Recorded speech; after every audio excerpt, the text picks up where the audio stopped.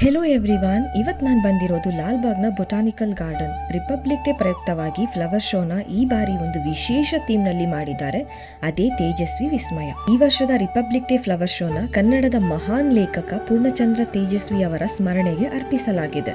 ತೇಜಸ್ವಿ ಅವರು ಕೇವಲ ಒಬ್ಬರು ಬರಹಗಾರರು ಮಾತ್ರ ಆಗಿರಲಿಲ್ಲ. ಅವರು ಪ್ರಕೃತಿ ಪ್ರೇಮಿ, ಪರಿಸರವಾದಿ, ಚಿಂತಕ ಹಾಗೂ ಜೀವನವನ್ನು ಆಳವಾಗಿ ಅನುಭವಿಸಿದ ಒಂದು ಅಪರೂಪದ ವ್ಯಕ್ತಿತ್ವ ಅವರದಾಗಿತ್ತು. ಹಾನೆಸ್ಟ್ಲಿ ತೇಜಸ್ವಿ ಅವ್ರ ಬಗ್ಗೆ ಹೇಳೋದಕ್ಕೆ ಒನ್ ರೀಲ್ ಸಾಕಾಗೋದೇ ಇಲ್ಲ. ಹಾಗಾಗಿ ಈ ವರ್ಷದ ಲಾಲ್ಬಾಗ್ನಲ್ಲಿರೋ ಗಾಜಿನ ಮನೆಯನ್ನ ಕಂಪ್ಲೀಟ್ ಫ್ಲವರ್ಸ್ ಗಳಿಂದ ಡೆಕೋರೇಟ್ ಮಾಡಲಾಗಿದೆ. ಇಲ್ಲಿ ಸಹ್ಯಾದ್ರಿ ಬೆಟ್ಟದ ಮಾದರಿಯನ್ನ ನಿರ್ಮಿಸಿ ತೇಜಸ್ವಿ ಅವರ ಜೀವನ ಮತ್ತು ಚಿಂತನೆಗಳನ್ನು ಎಳೆ ಎಳೆಯಾಗಿ ಅತಿ ಸುಂದರವಾಗಿ ಮನ ಮುಟ್ಟೋ ರೀತಿಯಲ್ಲಿ ಪ್ರದರ್ಶಿಸಲಾಗಿದೆ. ಹಾಗೆ ಈ ಒಂದು ಫ್ಲವರ್ ಶೋನಲ್ಲಿ ಸುಮಾರು 20 ಲಕ್ಷ ಫ್ಲವರ್ ಗಳನ್ನ ಬಳಸಲಾಗಿದೆ. And the best part is after the flower show ends ಈ ಎಲ್ಲಾ ಹೂಗಳನ್ನು ಅವರು ಗೊಬ್ಬರವಾಗಿ ರಿಯೂಸ್ ಮಾಡ್ತಾರೆ. ಈ ಎಂಟೈರ್ ಫ್ಲವರ್ ಶೋ ನಲ್ಲಿ ಸ್ಪೆಷಲ್ ಅಟ್ರಾಕ್ಷನ್ ಇಸ್ ಮಂತ್ರಮಾಂಗಲ್ಯ ಕಾನ್ಸೆಪ್ಟ್. ಮಂತ್ರಮಾಂಗಲ್ಯ ಅಂದ್ರೆ ಮಂತ್ರಗಳಿಗಿಂತ ಮೌಲ್ಯಗಳಿಗೆ ಮಹತ್ವ ನೀಡೋ ಒಂದು ಮದುವೆ.